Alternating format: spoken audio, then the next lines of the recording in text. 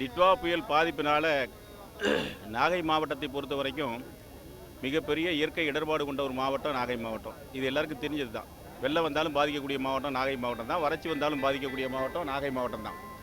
இப்படிப்பட்ட சூழலில் இந்த வருஷம் டிட்வா புயல் மழையினால், தொடர் மழையினால் மிகப்பெரிய பாதிப்பு ஏற்பட்டு காலங்கடந்த விவசாயத்தை விவசாயிகள் செஞ்சாங்க. குருவைக்கு அடுத்து சம்பா செஞ்சு அந்த பயிரை இப்போ காவந்து பண்ண முடியாமல் கதிர்படுற நேரத்தில் கடைமடைக்கு தண்ணியே வரல. ஜனவரி 28 மேட்டூர் அணை மூடியாச்சு. இது எல்லாருக்கும் தெரியும். 28 3 மறுபடியும் திறக்க மாட்டாங்கன்னு எல்லாருக்கும் தெரியும்.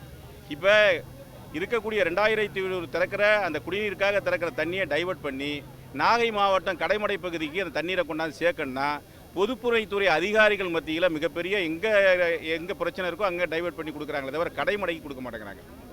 இந்த கீழையூர் ஒன்றியத்தில் இருக்கக்கூடிய கீழையூர், வெண்மனச்சேரி, சோழவத்தியாபுரம், அதுபோல் முக்கியமாக சொல்ல போனால் சீராவட்டனாறு, குதிரைச்சேவனாறு, காவிரிகுண்டான் இந்த பகுதிக்கெல்லாம் சுத்தமாக தண்ணியே வரல.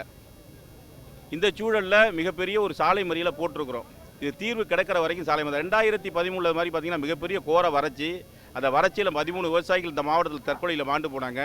மிகப்பெரிய மார்க்சிஸ்ட் கட்சி சார்புடைய தமிழ்நாடு விவசாய சங்கமும் அகில இந்திய விவசாய தொழிலாளர் சங்கமும் நாங்கள் 2013 3 நாள் முற்றுகை போராட்டம் கலெக்டர் ஆஃபீஸ் முன்னாடி 5 மாவட்ட ஆட்சியர் அலுவலகத்துக்கு முன்னாடி நடத்தணும். அதுக்கு நிவாரணம் கொடுத்தாங்க அன்றைக்கி இருந்து அதிமுக அரசு. அதுபோல் மொத்தமாக தமிழ்நாடு முழுவதும் 480 விவசாயி இன்றைக்கி செத்து போனாங்க. அதே நிலை இப்போ நீடிக்குமோங்கிற பயம் எங்களுக்கு இருக்குது.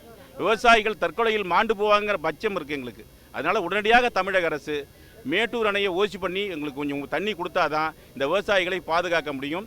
ஒட்டுமொத்த டெல்டா மாவட்டத்துடைய உற்பத்தி தான் தமிழக மக்களுடைய உணவாதாரத்துக்கு ஆதாரமாக இருக்குது. ஒட்டுமொத்த உற்பத்தி டெல்டாவில் விளைகிற நெல் தான் ஒட்டுமொத்த தமிழகத்து மக்களுடைய உணவு ஆதாரமாக இருக்குங்கிறத கவனத்தில் கொண்டு குறிப்பாக போர்க்கால அடிப்படையில் தண்ணி கொண்டாந்து சேர்க்கறதுக்கு உண்டான அரசு அதிகாரிகளும் அமைச்சர்களும் முதலமைச்சரும் இதில் செவிசாய்க்கணும்னு கேட்டுக்கிறோம். பி. சுப்பிரமணியன், தமிழ்நாடு விவசாய சங்க மாநில துணைத் தலைவர்.